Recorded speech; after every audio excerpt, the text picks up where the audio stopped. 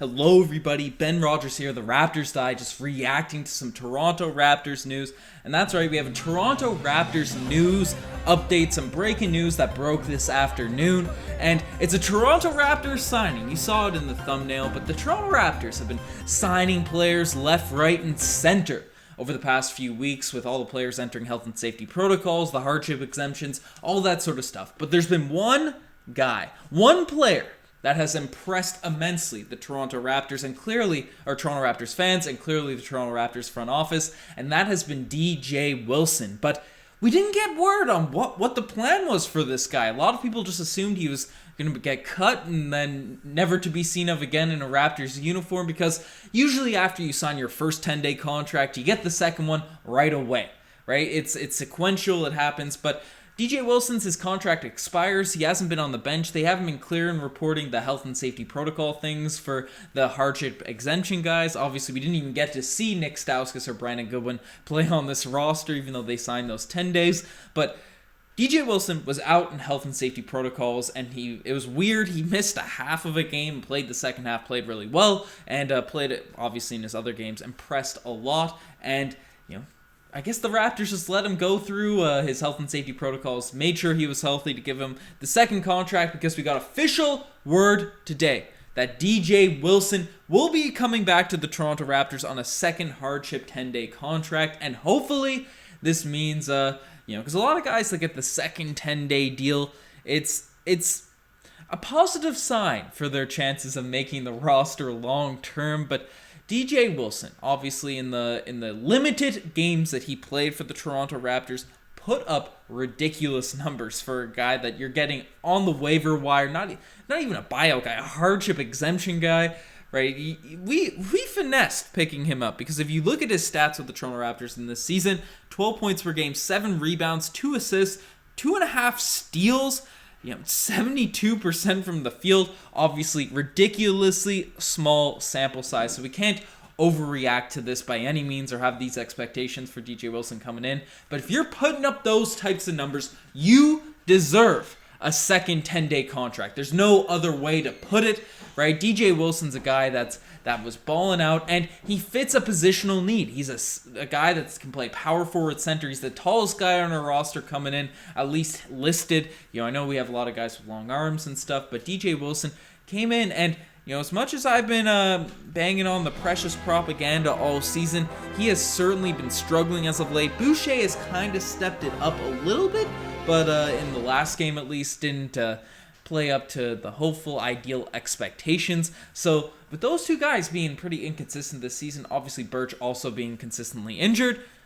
he fills a positional need. He's played really well in the limited time that you've gotten with him. It only makes sense to give him the 10-day contract. But now I guess the real question to sort of look at with DJ Wilson is, what's the sort of plan here going forward, right? What's the plan? Are we going to keep him on for the rest of the season? Does it fit? Does it make sense? Because I'm going to make a video after this one, but or that pops out tomorrow regarding other players in the buyout market, or that's in the free agency landscape, and that includes Boogie Cousins, because we have one roster space open left, right? One roster spot open. It was the one that we ended up taking away from Sam Dekker. We did it to cut back on costs because Goran Dragic is getting $19 million and he's not even playing for this team. So we need to cut an extra $1 million in order to stay under the luxury tax. And obviously Masai Ujiri is not a guy that's known for going over the luxury tax when we're not a championship contender. He said that consistently. So he cut Sam Dekker, left that extra roster spot open.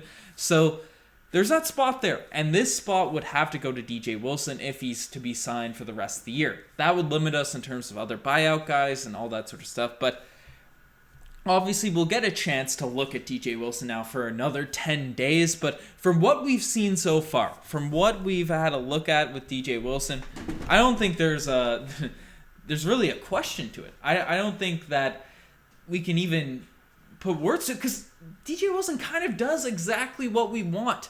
Right, and now we'll see if he can continue to keep up the level of play or the style of play over the course of this week. But he's athletic. He clearly had a high defensive IQ. He was thrown into the mix, especially with his first game with the Toronto Raptors. Met Nick Nurse, met the coaching staff, met the rest of his players.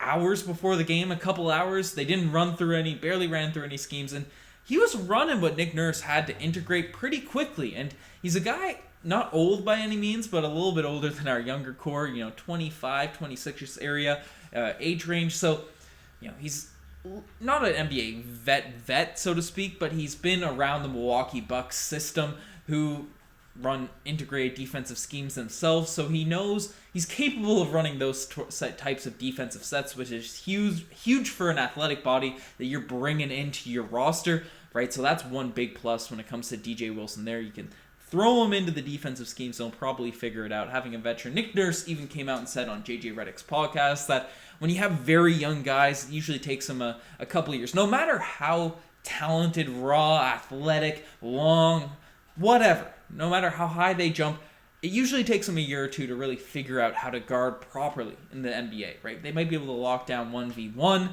and we've seen guys like Scotty Barnes be able to do that, even Delano Banton for stretches, but in terms of team defense, a few years, DJ Wilson can come in and sort of give that, maybe over a Precious Achuiwa and a little bit more size than a Chris Boucher, who himself gets lost occasionally, even though he's been with the Toronto Raptors for the last little while, so that would be an upgrade there. And the thing I really liked about DJ Wilson when he was playing sort of in his couple of games with the Raptors, not only did he seem to have a jump shot, right? The threes, he didn't really extend his range that much, but the middies seemed to be solid, but he had a touch around the rim, and he had a feel for the game, which you need when you're playing for this Raptors system, right? He could sort of he'd be in the post, and he'd be making these nice little handoff passes in the block, right? He'd be up to the top of the wing, and that's huge, right? Because Khem Birch has gotten pretty solid with it. Obviously, Siakam, OG, when they play in there, they're skilled enough to do everything out there on the court.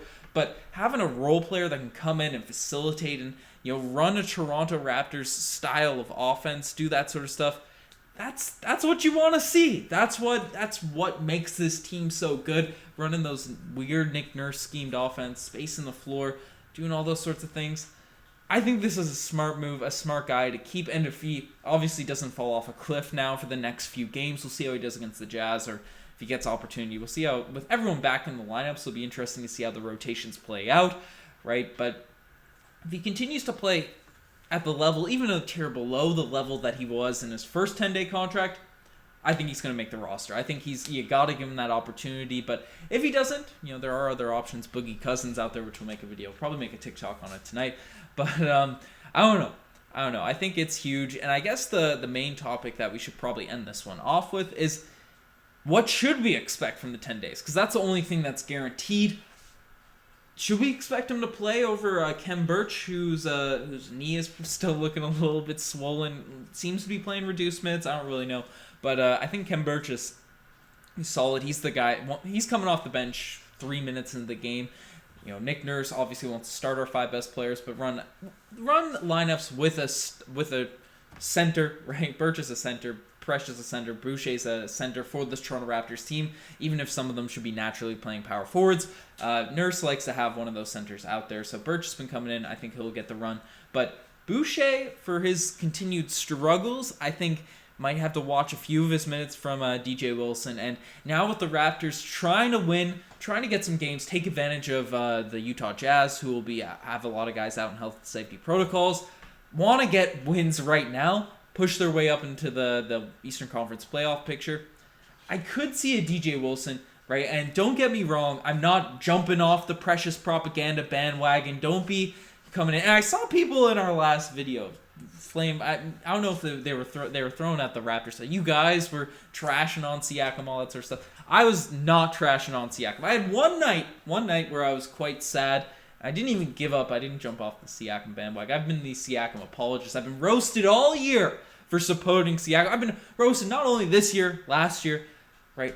All those months of supporting Siakam through the roast, through his poor games and all that, and then to support him when he's good, to have people coming in our comment section and flaming to say, oh, y'all wanted Siakam traded and all that. I know Riker and Josh did. Maybe that's what the y'alls were, but I'm sure to hold them accountable on the pods, especially Riker. Just for this one, they hold me accountable for my bad takes too. But I want to state that clearly in this podcast, in this video. But and I'm not jumping off the Precious bandwagon at all, even if I do think it might be smart for him, if we have DJ Wilson, if it's going to help us win right now, do it. Precious not getting minutes, throw him in the G League. Let him get that run. Right? Pascal Siakam, all-NBA guy, back to looking like an all-star caliber player, right? Spent the second half of his rookie season. It's a similar kind of trajectory. I'm calling this Precious's rookie season with the Raptors, even though it's his second year in the league, right? Throw Precious in the G League, get him some run, get him some reps. That could be a positive thing. Get his confidence up, and then you need him. We've seen the Raptors utilize the G League, and I think because we haven't had a true center presence, and Kem Birch obviously being injured and Boucher struggling, Precious hasn't been able to take advantage of the G League. Now with DJ Wilson coming in, that could be another positive there. So, Precious getting some reps, getting some extra reps in the 905. But lots of positive stuff to take away from potentially... Let me get this back to here. Potentially signing DJ Wilson to this roster. But let me know what you guys think. Do you guys want to see DJ Wilson sign for the rest of the season? Are you excited to see him play over the next 10 days? Let me know in the comment section below. You're the best for making this far. Check out the Instagram, the TikTok, the Twitter, all that cool stuff. I do want to say the TikTok has been popping, so check that out in IG Reels and all that sort of stuff. Anyways, you guys are the best for making this far. I'm signing out. Cheers.